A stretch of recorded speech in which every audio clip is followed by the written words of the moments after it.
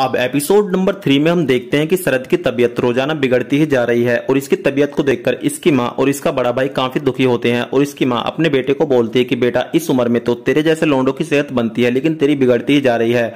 पढ़ाई लिखाई के साथ साथ अपनी सेहत पर भी ध्यान दे। तो ये इनको बताता है कि आप लोग खामोखा में परेशान हो रहे हैं, मैं बिल्कुल फिट हूँ और मुझे कोई समस्या नहीं है।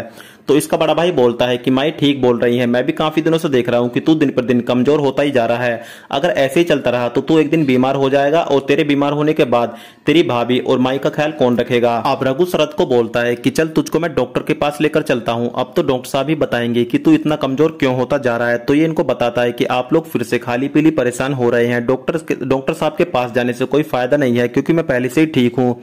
तो इसकी भाभी मुस्कुराकर बोलती है कि देवर जी हमको पता है कि तुम रात को कितनी मेहनत करते हो, अगर तुम इस तरीके से ही कमजोर होते रहे तो आगे को मेहनत कैसे करोगे। उसके बाद दोस्तों ये अपनी भाभी के पॉइंट समझ जाता है और अपने भैया के साथ डॉक्टर साहब के पास आता है और जैसे ही डॉक्टर साहब इसका चेकअप करते हैं तो ये भी समझ जाते हैं कि शरद इतना कमजोर क्यों हो रहा है।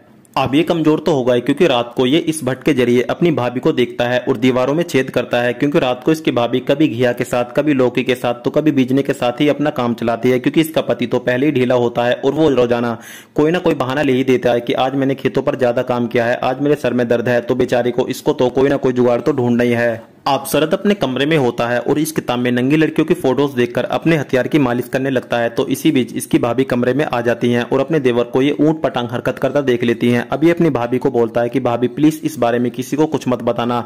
तो इसकी भाई बोलती है ठीक है मैं किसी को कुछ नहीं बताऊंगी, लेकिन तुमने हमारे कमरे की दीवार की जो एक ईंट बाहर निकाली हुई है जिसके जरिए तुम रात को हमारा सीन देखते हो वो होल आज बंद हो जाना चाहिए। उसके बाद दोस्तों वेब सीरीज का एपिसोड नंबर 3 यहीं पर समाप्त हो जाता है।